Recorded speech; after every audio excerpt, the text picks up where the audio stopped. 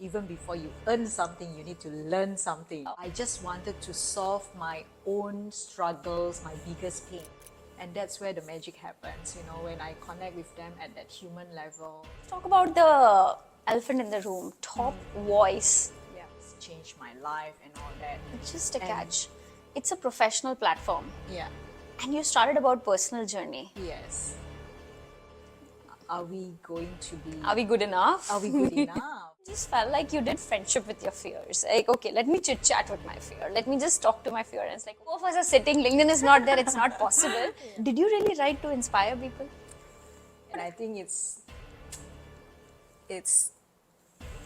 we can always restart again wherever we are. Wow.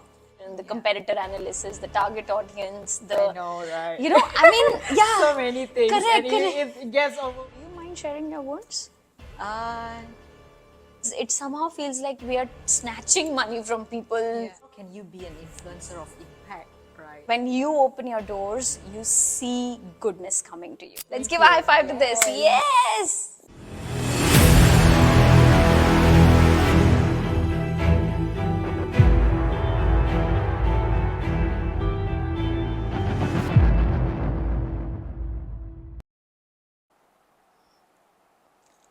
On this episode, you're going to meet a guest from Singapore. She traveled all the way to make sure that she can really put out this story of hers. Not only is she LinkedIn top voice from the first batch when it was announced in Singapore, but at the same time, she comes from a humble background from Indonesia, traveled 18 years ago to Singapore, living all alone there, and today, from a full-time job, has become a full-time entrepreneur, coach, trainer, empowering women, men out there to be able to build that brand for themselves, to be able to go out and have a better living for themselves. It starts from leadership to healing. All of it was what she's doing and making a lot of noise on LinkedIn. So today I'm welcoming Ratna Juita to join us on the show. Go check it out. Check every minute of it. We ended up even crying on the episode and we spoke about things we had never spoken on the public platform ever. So this episode is going to be very close to my heart and I learned things which is so common between us, but at the same time, we never ever dare to word it. But yes, with that, a quick reminder, I am also taking up 3 calls with 3 amazing people who also want to transition their life and go towards a better living journey by able to build a brand, not being salesy and still getting back leads. So if you want to be that person who really get on a call with me, then I'm going to put out my link up there and details out there in the description section. Till then, go check out the episode and tell me in the comment section, how did you like it? So today, I have a very special guest with me. And as you can already see, many of you would have been able to even guess who she is.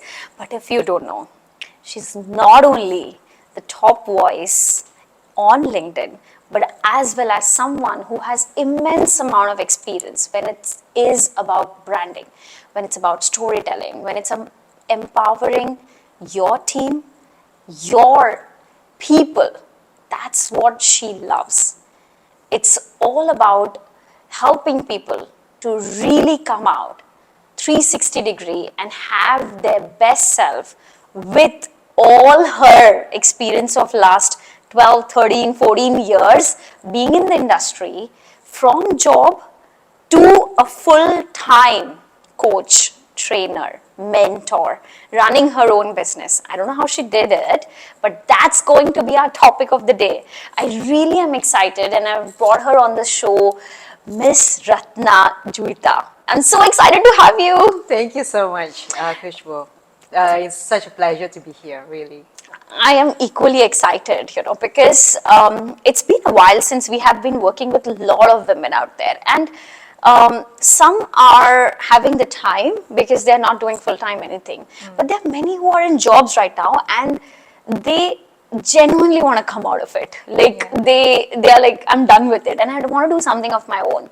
And you were in job and then you got into the whole coaching, training, and running your own business. How did that happen is what I'm going to cover. But let me just give you a little bit of background, guys. So if you are an Indonesian, then she is as well, which I got to find out just a while back, and has been in Singapore for the last 18 years. Yeah. Expat like myself, yeah. Indian living in Malaysia for the last 10 years. So I think that's where our connection subconsciously happened, though we did not know any of that. But yes, so a certain level of outsider feeling is what we can relate with, but that's for a later conversation. So let me just ask you, when we spoke about your story, that was the most exciting part for me. And I would love for you to tell me specifically about that transition phase, which where you were in a job full time, and then you had thoughts of what to do next or you want to do next. How was that part of your life? Right. I think it's interesting you ask the questions because I kind of like have been having this thought of like coming out on my own for quite a while already. Okay, let's just define. Quite a while is. It's probably a few years, like maybe more than 5 years. All And, right. and then I was like, okay, how am I going to, transit out of my, like my 9 to 5 to actually running my own thing and stuff like that. And during that period also, I was like, attending a lot of like seminar, training programs and workshop. I don't As know a whether you as can, a as a mentee. no, no, as an employee. Okay. Yes. So were you conducting those trainings or were you I attended those that? trainings. Okay. Yes. The reason why I'm saying this and I wanted to bring this into focus is because we can't be who we want to be unless we really work towards it. Yeah. And I love the point that you mentioned that you were a mentee and you Yes. went out to learn, because there are people who are sitting back and they want certain things in their life, Yeah. and they're like, yeah, Ratna has a top voice badge, I also want it. Yeah, Ratna has so many followers, even I want to have that kind of followership and stuff. But are you really getting up? Yeah. And are you doing something about it? So I am glad that you shared that learning is kind of the first step. Yep. I Okay. think I strongly believe about, learning. We are all a lifelong learner, right? And I think even before you earn something, you need to learn something. Oh, right? not bad, yes. Yeah. And Take a note, guys. So learning comes even before earning. yeah, and I think I also learned so much from, like the programs that I attended as a mentee myself and seeking out for, support from the mentors that I've learned from, the training programs that I attended and stuff like that. And that really helps me a lot to gain some insights and put together something that, okay, maybe this is something that can works for me, right? And I think it's in the journey of like, experimenting and finding way to make it work as well. Yeah. Let's just look at it. While that period, you said 5 years was the time when you were thinking about it and feeling that you want to do something. Yeah. And this whole learning process started for you. So this learning process lasted for how long? As an employee as well. So Yes. because this was the same time when you were already working with the company, right? Yeah, yeah. I think, I have been like also learning a lot of stuff, like even more than 5 years, right? More than 10 years. And it's interesting because like, different people or different mentors that I've learned from, I also pick up different things as well. And then from then on, also, I also discover, oh, these are the areas that I'm passionate about, right? Like, so when I got started on this journey, it was really because I just wanted to solve my own struggles, my biggest pain, right? Which is a fear of public speaking. We're going to get to that Yeah, for sure. and which is really such a big pain in my life that I really wanted to just, get out of it, right? Because I was growing up feeling low self-esteem and low self-confidence. And that was something that really stopped me from unleashing, my potential and all that, that stopped me from also putting myself out there, right? And because of that, I was looking out for ways to help me overcome my fear of public speaking. And that's the reason why You were looking for ways to come out of your fear. yes, Why? because it was just too painful. It was just so suffering that I'm like, I'm just so done with this. I wanted a solutions to help me get out of this suffering. Right. So Yeah. I'm excited to hear. What did you do? So before I get to what, you Yeah. know, share what is this trauma?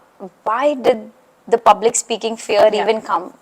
So when I was really young, like during my primary school days, I'm sure everyone like went through like a final year oral like English test. I had to recite poetry.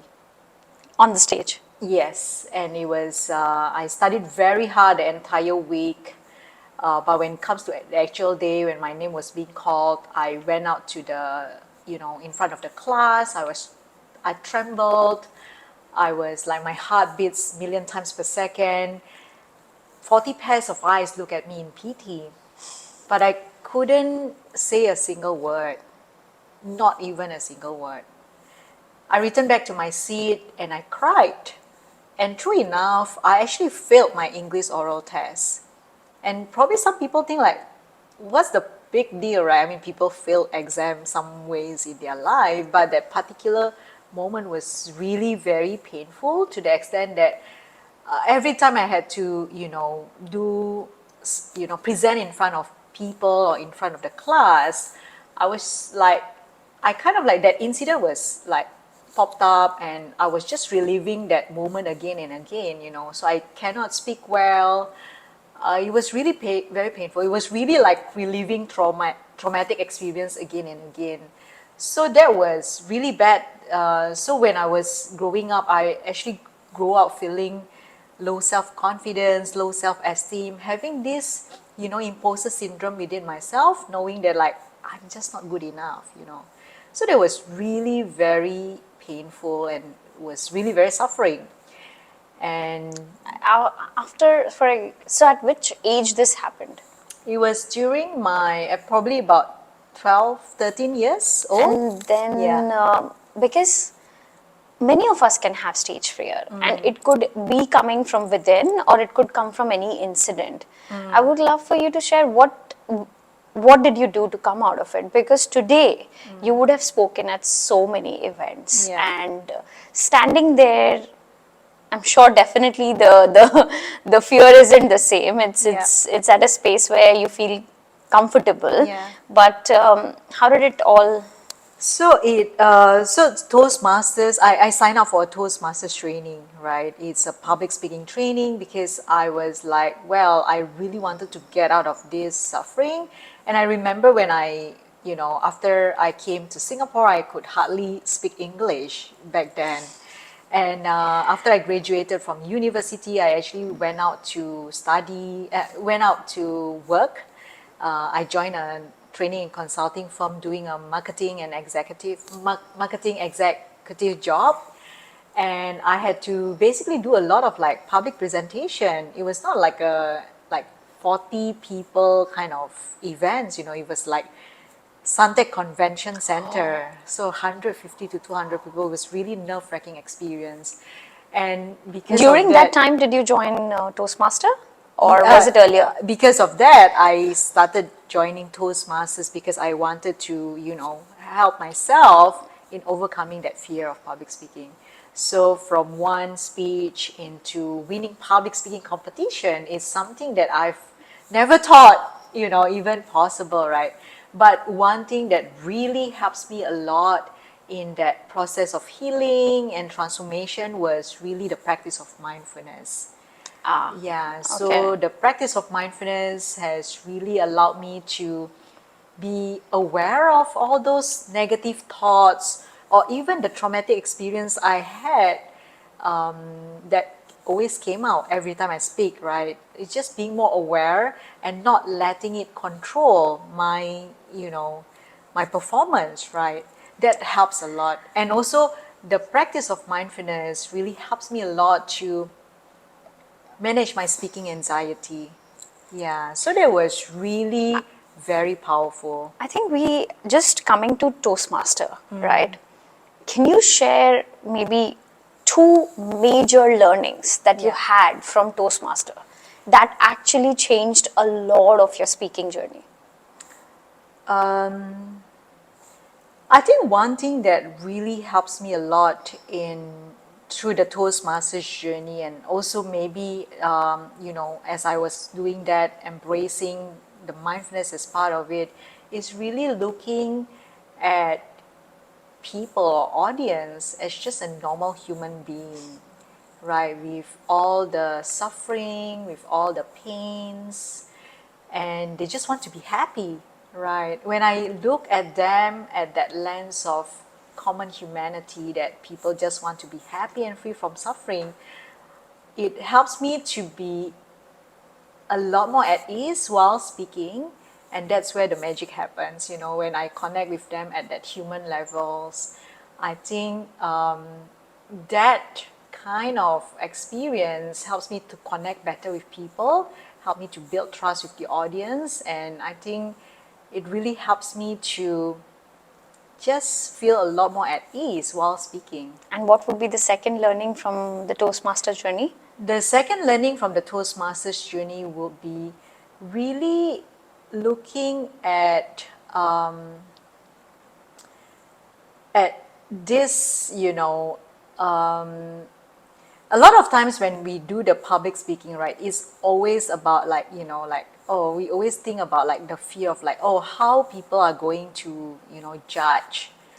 Are we going to be, Are we good enough? are we good enough and all that, and what if people ask questions I couldn't answer, right? This is like so nerve-wracking. And I think that journey really teach me about like, hey, I mean, all of this fear is probably something that we created on our mind, right? But it was Correct. just not really real, right? And I think it's really about making peace with the fear itself, knowing that, hey, I know that you are there to protect me from potential danger or threat of being judged or whatever it is, right? But I'm here to add values to people, and that's okay. I'm coming from the space of service. I'm coming from the space of giving back and contribute values to others, and I think that gives me a lot more peace and feeling a lot more at ease while speaking as well. I really find this very interesting because I guess, Ratna, when you mentioned about two things from Toastmaster, one was, Yeah. of course, all are human. I'm human, you are human, Yeah. so everybody is just the same. And second, it just felt like you did friendship with your fears. Like, okay, let me chit chat with my fear. Let me just talk to my fear. And it's like, okay, you're here to protect me. So I understand, but probably I'm here to just serve. And it's such a beautiful way of really not feeding your fear and instead owning it and then dissolving it in the process. Wonderful. Exactly. I think this could be something that we can implement for most of our fears because growing up we always develop different kinds of it, and then if we just feel that everybody has a story, everybody has a challenge, same way like everyone is a human, Yeah. and our fears are nothing but just protecting devices or mechanism which if we own it and we really feel normally friendly about it, I Yeah. think it can automatically fade off. Yes. Because the moment when you were talking about the fear, I was like, yeah, then why fear will come in your way? It's like, okay, bye, you're all good. Yeah. Yeah, it's Lovely. really about making friends with the fear itself, because it is just there to protect you from potential danger and threat. Correct, Right? absolutely. Yeah. We spoke about the fact that you had that trauma situation, right? I Now that you are a coach yourself, you're a mentor yourself, and have been empowering teams across, I would love to understand if you knew someone who is going through some sort of childhood trauma or a belief that comes from the family and the culture or anything, what would be your recommendation for them? How can they really come out of it? Wow, that's a big question. Yes, I do agree. Okay, let's make it easy. How about we actually tell them one tip that they can just try doing it practically, do something, and genuinely that can help a little bit day by day come out of Right. it. I think, I mean, personally, I also went through similar thing as well, right? And I think it also takes a lot of like inner work to be able to really get out of it, because sometimes, it can just, control your life in a way that you can never imagine, right? It was like really controlling your life and stuff like that. And I think one thing that really helps me a lot was really the gratitude practice. Yeah, Wow. so I mean, every day I will really write down three things that I'm truly grateful for. And I think that really helps me a lot to just be grounded and knowing that, like, okay, well, I don't have anything, but I don't have everything, right? But I'm grateful for, the life that I have. I'm grateful to be able to really wake up in this, in this world, to be able to do the work that I'm doing, to be able to have a good friends, good, support system, right? I think just by recollecting that, gratitude practice, the things that I'm truly grateful for really keeps me grounded. I think I love that point, because Ratna, like growing up, you had trauma of public speaking. Yeah. Because in my journey of my own life, I had this fear which I really remember very deep, which was, what if I lose all my money? I mean, this was something that that had developed consciously. Maybe because I lost my father at a very early age. So because he was the earning member, Yeah. subconsciously it just became a space in my head that, oh, what if I lose all my money? And having family to take care, you always maybe develop that. Yeah. And your words of gratitude, what you just mentioned, and having coming out of that fear, because I feel I've just come out of that fear. Like maybe in the last 2 years, I Yeah. can feel releasing that lot of it, and Yeah. from coming to a point of thinking scarcely in a very subconscious way. You don't Yeah. know that you're thinking scarcely. Like you want to believe that yeah, all is good, all is great, and everything, Yeah. but to be able to feel that true sense of abundance Yeah. inside of you, to be Yeah. grateful for the universe for giving everything that they have given, and slowly and steadily have. I don't think that I anymore think about money.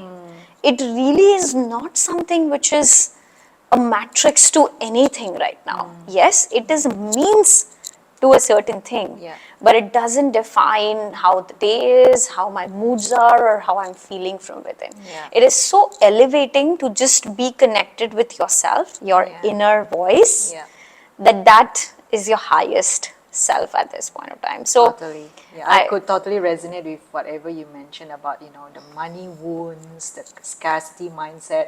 I mean, I was growing up with that kind of like, you were 18 years alone in Singapore, yes, not yeah, easy. yeah. And I mean, even when I was young as well, growing up in a kind of like a humble family.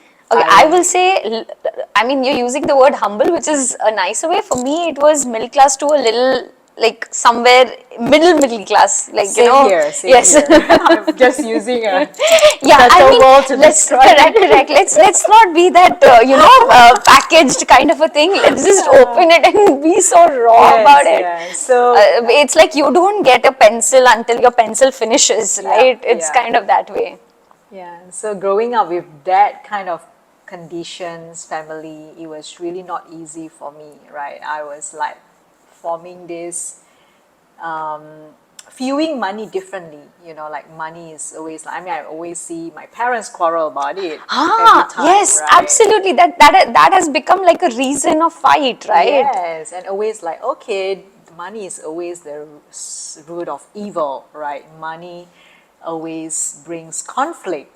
And because of that, it was just so difficult to really see abundant, right, in our life as well. And I think, growing up with that kind of like, scarcity, with that kind of like money wounds, it was not easy for me to even, bring all these Ab- limiting.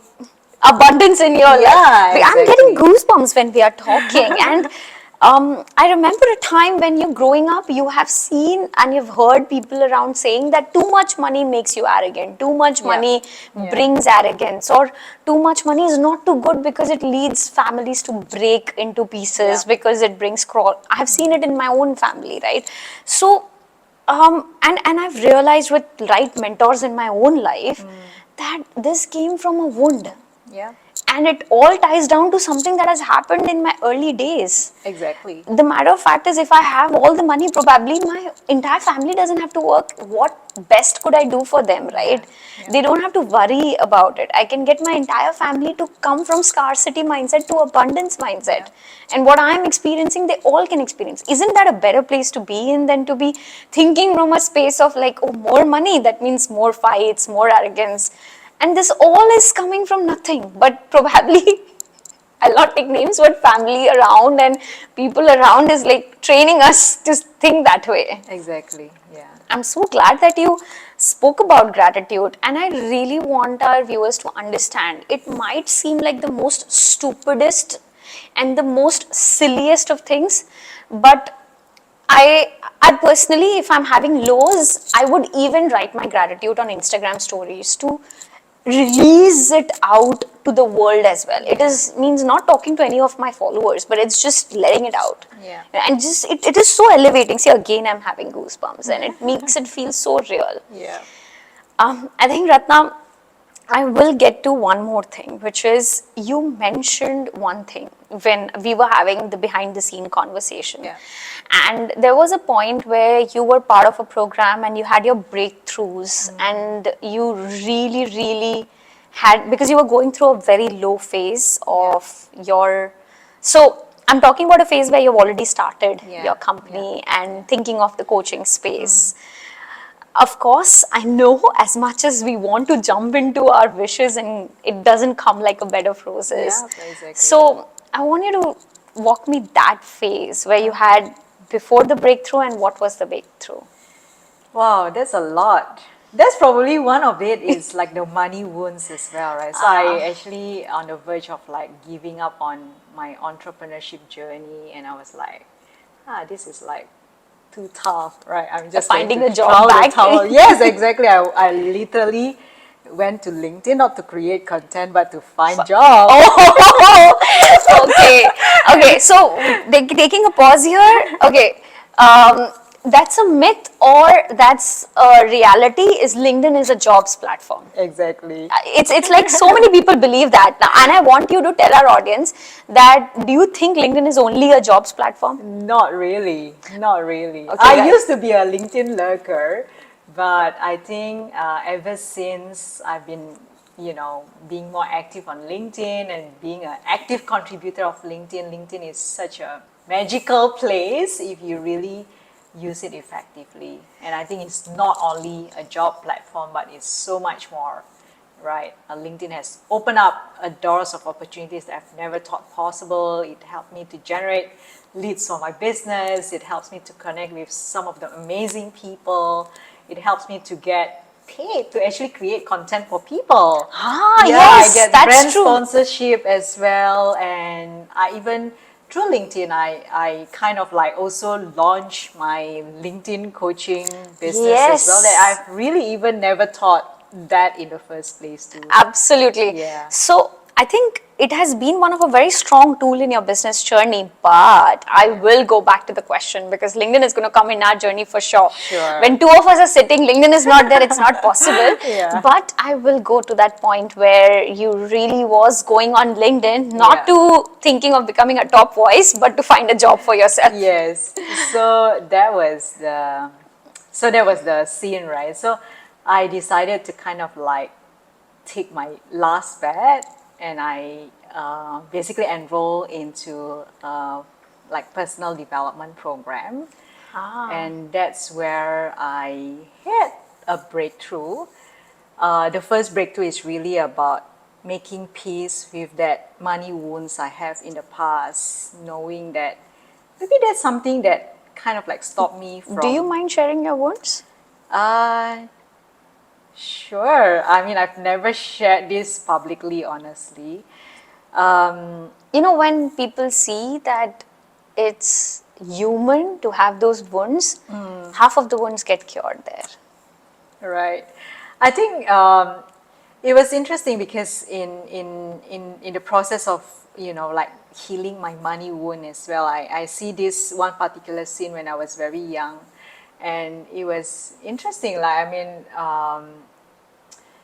like my basically my dad, right, was trying to keep a money like on top of The almirah, the cupboard, the cupboard top yes, area. which is really very high. Yes. And I was being a kid, right? I'm like, okay, no matter how tall I want to take, Even if you take a chair, I just cannot reach, And I think because of that, it was really kind of like form a certain kind of limiting belief that no matter how much I want to reach, I just cannot reach that money.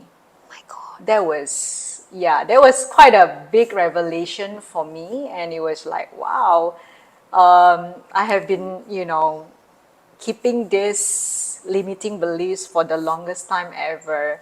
And I think during that process of really meeting my inner child that I have abandoned, it was really it's quite a kind of like, I don't know, it was quite a difficult moment as well. And I think that process helps me to just reconnect with my inner child, knowing that, hey, I know that this inner child is suffering, and she just needed, this little Ratna just needed some kind of like self-love and acknowledgement, right? And I think when I met that little Ratna in that practice visualization, I felt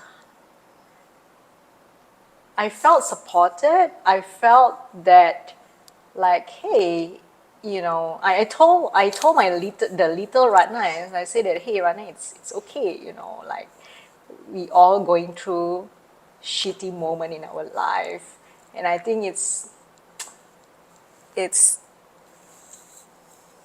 okay to have that moment, and we can always restart again wherever we are. Wow.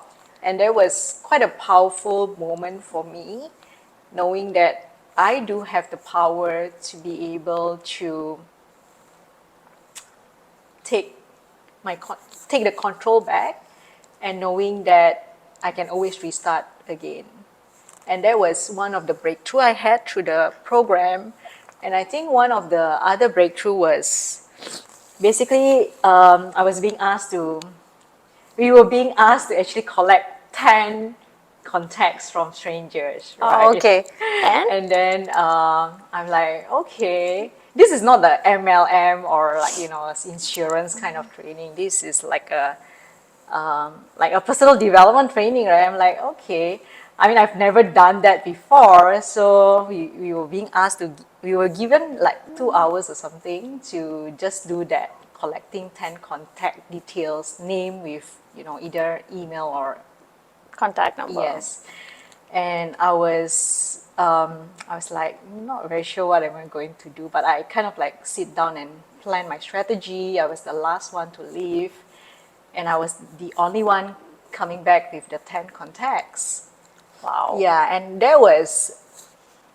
I didn't go all out to like different areas. I was just literally sticking into the same building because, one, I have no choice because it was raining very heavily outside, and I didn't bring my umbrella. So I just got to make the best Whatever you have. there, yeah. And it was really quite a breakthrough moment for me, because all along I have always been in the, I was always in the business development and sales and marketing job, and I always question myself, like, am I even fit into this career? Because I have the limiting belief that I cannot generate leads, Yes. Yes. And that exercise was quite mind-blowing to the extent that it was really breaking my limiting beliefs that like, hey, what BS am I telling myself for the longest time ever? And I thought that was it's quite a powerful breakthrough that helps me to kickstart my entrepreneurship journey, knowing that like, hey, I do have all the power I need to have to be able to generate leads for my business, to be able to make a positive impact in my life and in other people's as well. Both the breakthroughs, Ratna, both the breakthroughs. I know both of us had really, I know it's a recording, but then still we had a very, very, very soft moment at that one time, because the first breakthrough that you had, which you connected, which you realized, I mean, the such a small incident it is, right? The father is keeping the money on the top and it's not reachable. And it can happen at any house, right? It's just a way, and even he doesn't know what kind of belief he's subconsciously creating, and he didn't had any intention to even do that, right?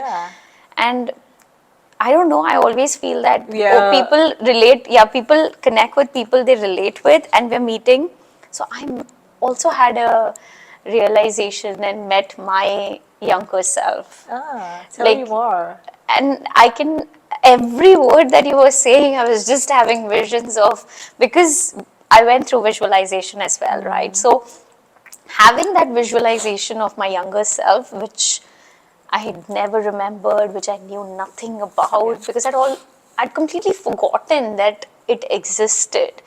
And for me, I think because during a certain phase of my life, I went through a lot of anxiety and depression. And one of my biggest fear was loneliness at that point of time.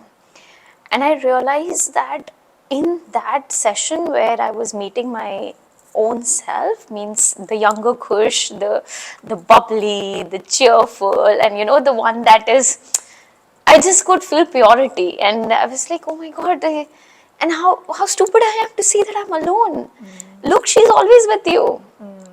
And it's that moment where I connected with her, and today is that moment where my whole sense of being alone has never existed only.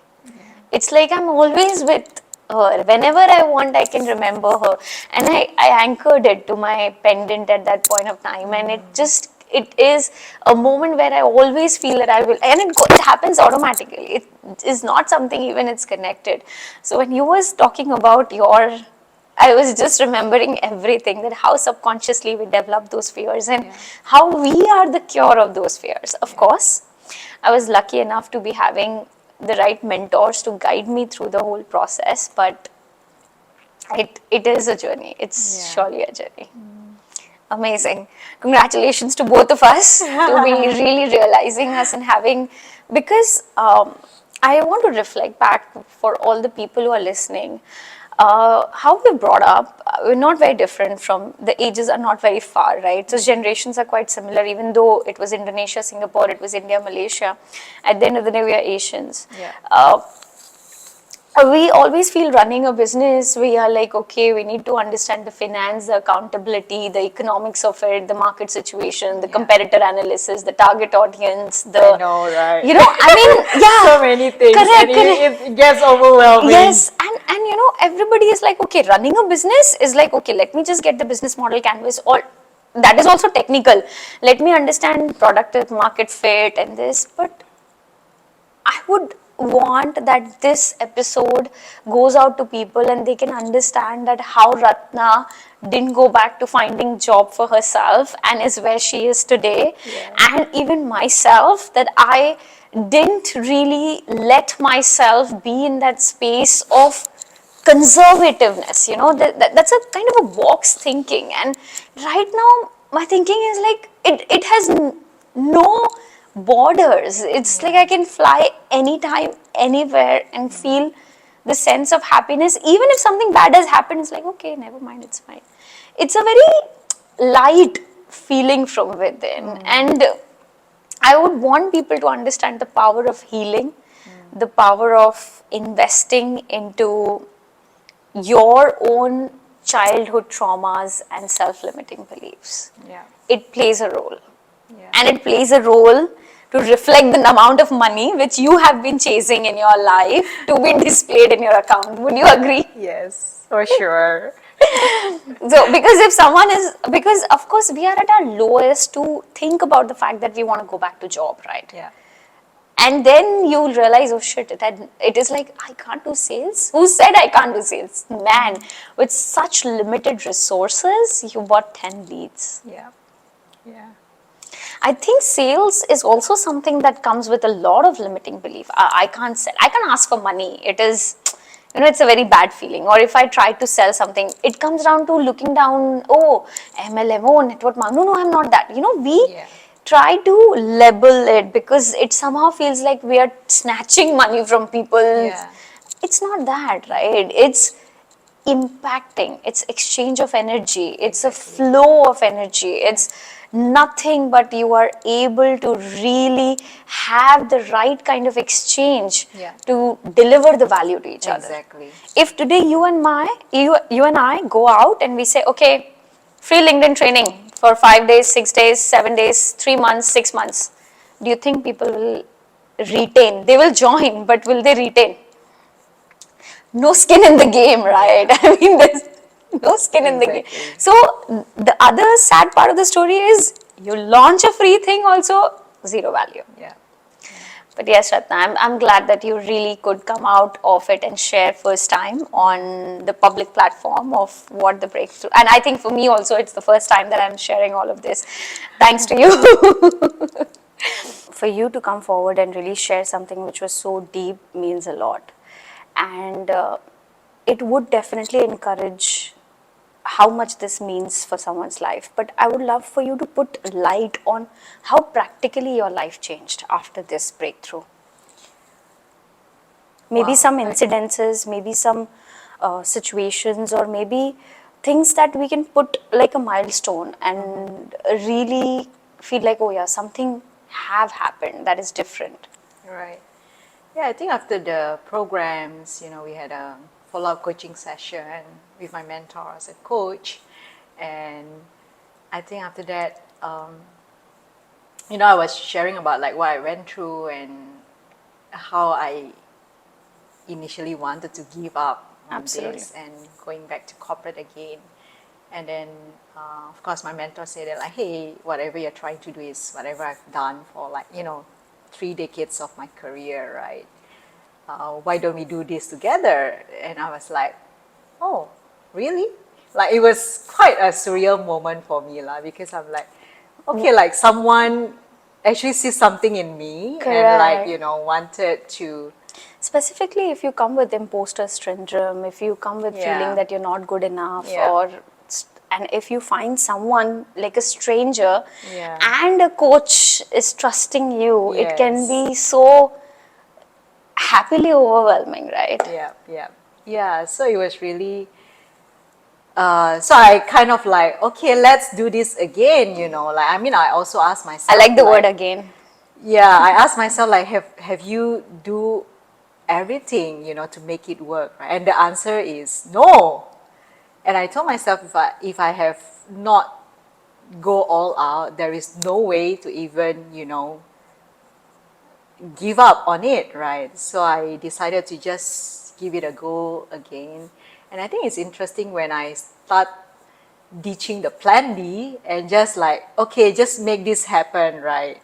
That was quite a powerful moment for me as well. Because when I started on this journey of like transiting out from corporate job, and in fact, my parents have been questioning my decision about it. Oh right? yes, I'm sure your parents too, right? I mean, that's another situation, right? Because you can't even do something because that comes in as well. Yeah, and my parents is like literally ask me every day, like, hey Rana, are you working? What are you doing? Right? Like to Oh, my a mom daily especially. reminder. To my mom, right? Like working from home is not working. Ah yes, Right. And it right. was really like interesting. And I told myself that like, hey Rana, if you really wanted to make this work, go all in.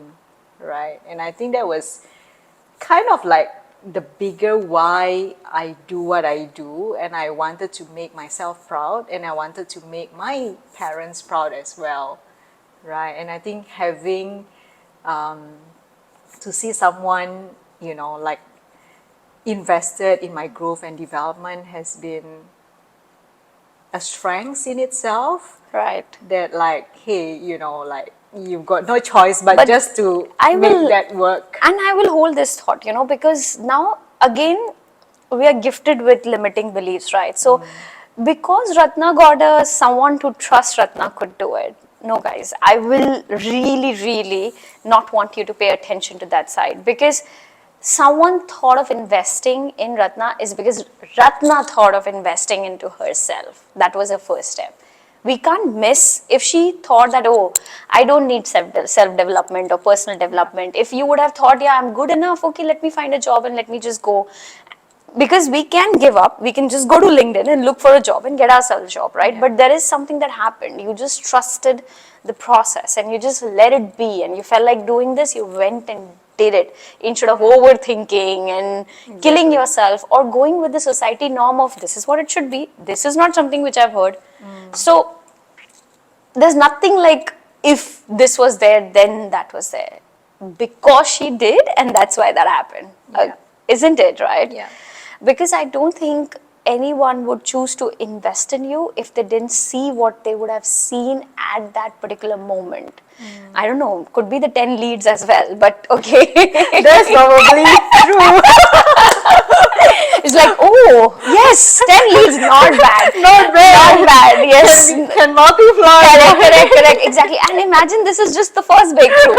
Multiple breakthroughs, then the leads also fly. But honestly, it goes two ways. It doesn't happen one way, never. When you open your doors, you see goodness coming to you. Yeah. If you think all that bad is me and having that sense of victim mindset or having that sense of, oh, nothing good can ever happen to me, it's just going to multifold that as well, guys. Exactly. But yes, Ratna, I think let's talk about the elephant in the room, top voice. Yeah. What is that? Because I know for the matter of fact that you did not even know what top voice is when you became top voice. Exactly. I didn't know what is it. And it is so cute, or I would say authentic of you to say, because you could have hide that, right? He was like, okay, I became top voice, and it's like, oh my god, top voice and stuff, right? But being a top voice on LinkedIn for quite a long time. I think you were the first batch of... we were the first batch that was being given the blue badge. Yes, the top voice badge. Yes. Share me about that. I mean, how did that come by? Okay. So, maybe just to give you a bit of context as well, when I first started coming into the LinkedIn... why did you come to LinkedIn? Yes, that's where I was like, out of desperation and survival instinct, I just needed to get leads for my business. And you thought LinkedIn can give you? Yes, because my target audience are the corporate side and all that. That's where LinkedIn is the professional platform, right? So I started creating content on LinkedIn, and it was really hard, I don't know about you, but I remember when I write my very first post, it was like, I don't quite know where to start, but I just started sharing about my personal journey of how I even started and how mindfulness changed my life and all that. Just a catch. It's a professional platform. Yeah. And you started about personal journey. Yes. How did that... I don't know how... I was quite clueless about what to create, so I saw a couple of No, I will tell you, very honestly, Ratna, you did not think much. You just did what your heart said you to do. Exactly. Because the reason why I asked this question is we both share our love for LinkedIn, and we're not fighting with each other, guys. I mean, we both are coaches and we're empowering people when it comes to LinkedIn. And because we know the universe is big enough to gift both of us more and more and more. But at the same time, Ratna, the reason why I said this is because when I started LinkedIn, it was a very random thing, which was like, I was supposed to start my own business in Malaysia just in a few months' time. So I was feeling lot of emotions were coming inside of me and I had nowhere to go, and I was like, Instagram, everybody will judge me. Facebook, everybody will judge me. It's like my family, my cousins and friends, and everybody's like, what, the girl has gone crazy or what? Because you're talking about things which you don't talk normally. So it's like LinkedIn, nobody knows, because that time I had only 400 followers. I know, was like, right? "That's My so-" mother is not there. That's the most important thing, My mothers and my in-laws are not there. I was like, okay, and I know you're gonna watch now, but yes, let's just skip that part. But yes, I have to tell you, it's like 400 people were there. I was like, who's interested in Khushboo's life? Nobody, right? And I was sharing anything and everything that comes. Like the day I felt like marketing tip, the day I felt like my day as an entrepreneur or whatever. So when you said you were doing this, I could really feel it, that there's no method. You were just doing what is happening really in your life and not overthinking to a point that, oh, I need to suit up and I need to go all out and I need to put jazzy pictures and stuff, right? Oh God. I'm glad that's how you also found your inner calling. I was like, but please go ahead. I want to hear the next part of it. Like when you were doing it on a consistent basis, what happened? And then it was really like when I started creating content, and I was like, it takes forever to even press the post button, right? Because you are like sharing a part of you, that vulnerable part of you, to the world. And interestingly, that post actually went pretty viral. Wow. Yeah. All right. And I was like, oh wow, what's happening here? Like, I mean, I got like 600 for that post, and it was like quite a early part of my, creating content and all that. And suddenly, like, I got a lot of like messages from people like, hey, Ratna, thank you so much for sharing that, because it was like so real. I can resonate with you because I went through the same challenges and struggles like you do, Thanks so much for sharing, because that was so brave of you. And that really encouraged me to keep on writing and sharing my voice. And until one day I was being approached by the LinkedIn editors, and they say like, hey, Rana, we are nominating you as one of the top mental health advocate to follow in Singapore. Would you like to be considered? So I was like, sure. Okay, guys, the introduction, mental health advocate as well. Yeah. Go ahead. And after that, so after the list, the article went out, I started seeing, my followers start growing, that was pretty powerful. I mean, I totally underestimated that article for sure. Absolutely. And then I didn't know that that was actually a top voice category, right? So sweet. Yeah, and until the following year when they started issuing the top voice badge. And it was really very interesting because I was, okay, this is like a top voice badge. I'm like, okay, that's cool. And I literally went to check with my LinkedIn friends and said, what is this all about, right? It was interesting. And I was like, my friend was like, okay, that's interesting because like everyone wants this. You didn't even know what is it, right? But I think, well, I didn't even... Okay, I will really want to know, why do you think you got the badge? If one thing you had to credit it to, why do you think you got the badge? I think it was because, the stories that I shared resonate with people, and then people can also resonate with, the struggles that I went through and all that, and it's real, right? It's not like it's really my own personal journey, and I kind of like share that to the world, and I hope to be able to inspire others who also went through the same challenges as well. And I think the more stories you share, the more vulnerable you share, it's actually the more connected you build with the audience, right? And that's where the magic happens. And I would really want to ask you, the first time your story got viral, right? Did you really write to inspire people? I hope to be able to do that, but initially when I started, I was just like, okay, I don't know where to start, but any road will take me there, right? Absolutely. So I'm just like, whatever, I just start wherever I am, right? And that's how it happens. I really want to bring light on the fact that if you want to inspire people, you really are in a problem there, because you cannot put effort on that. It's a journey that happens automatically. And then of course when people are inspired, oh, okay, I'm able to inspire. Fair enough. It starts from your own self-doubt and then goes to a point, okay, now I need to go out and start impacting lives and really bring that change in people's life. Today what is happening is people want to join that, oh, I want to become an influencer and inspire people, and then they don't even want to put out one vulnerable story out in the world. Exactly. And if they put one story out, they would be like, I already added one story, see Khush, only 100 people saw my post. It's like yesterday nobody knew, today 100 people. It's still a number, right? And you don't go viral on the first post. Like you said, it is a journey, right? Yeah. And it becomes a process of just going on. Yeah. And I think it's not really, I think the thing that really started to shift as well is really when I started seeing, content creations or even LinkedIn really beyond vanity metrics, right? Oh, beyond, yes. the number of likes, the number of engagement, the number of followers. I mean, well, who doesn't like this dopamine boost in a way, right? I mean, you feel good when you get like a viral post or whatever it is, but I think at the end of the day, it's really coming back to the core again, the why behind why you even put yourself out there, right, in the first place, right? And I think when you start communicating your values, when you start communicating your why, it becomes so powerful to the extent that like people who resonate with this mission you have will be able to come to you and get attracted, right? You will be able to attract aligned opportunities at the same time too.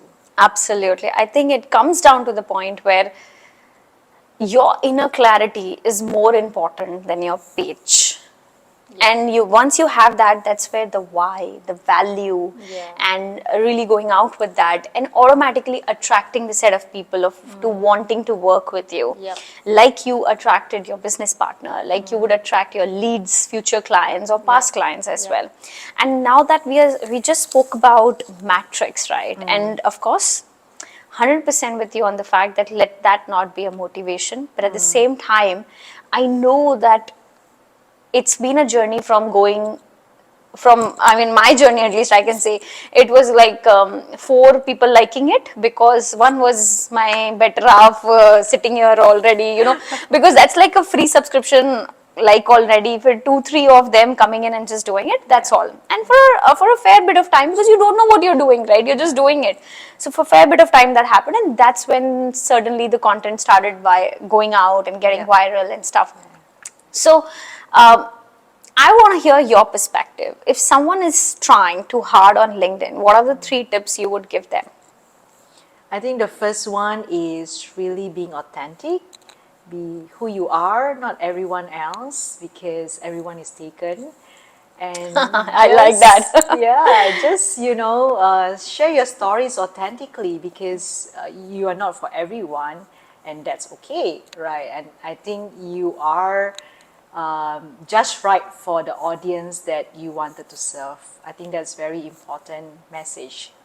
A for authenticity, C stands for consistency. I think really when it comes to consistency, really define your own cadence. If you cannot do 3 times a week, start wherever you are, once a week, twice a week, and then build from there. I think that's very important, because if you are not consistent, then it's very difficult for people to see your content and to be seen as a thought leader as well. The third one is E, stands for engagement.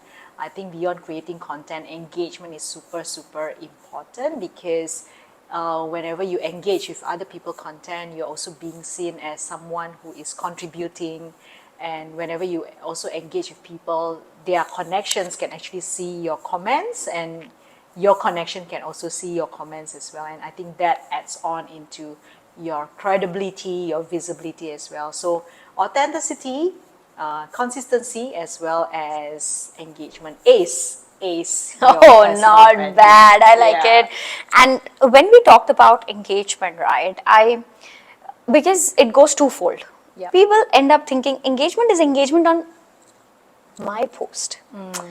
engagement is how you are engaging with your community, with Exactly. your tribe, Yep. with your people, and Yeah. then it may not, depending on how you're doing it, it reciprocates back to your content piece, Yep. where they feel connected with your value and why. Yes. Yep. So let's talk about a little bit on the matrix front. If someone want to ace the matrix, what tips would you have for them? Don't try too hard. Yes, exactly. Because when you try too hard, you are just going to disappoint yourself. Right. I think what I always wanted to really emphasize is really about being clear about who you are as a person, what you stand for, and what kind of impact that you can create to the people that you're serving, the community that you're serving. Once you are getting clear about that, the vanity will just comes into place. Yeah. And as LinkedIn lovers, let's both of us share this. What's one of the biggest mistake people do while starting or building or scaling their journey on LinkedIn? Misconception. Misconception, mistake, myth, anything. Okay. I think the first one is really about, they always think like, building your personal brand is really about creating content, but I think it's really beyond that. It's really about consciously curating how do you want to be seen, right? Getting clear about your purpose, your goals, your vision, mission, and how can you add values. I think that's very, very important. Begin with that first. Yeah.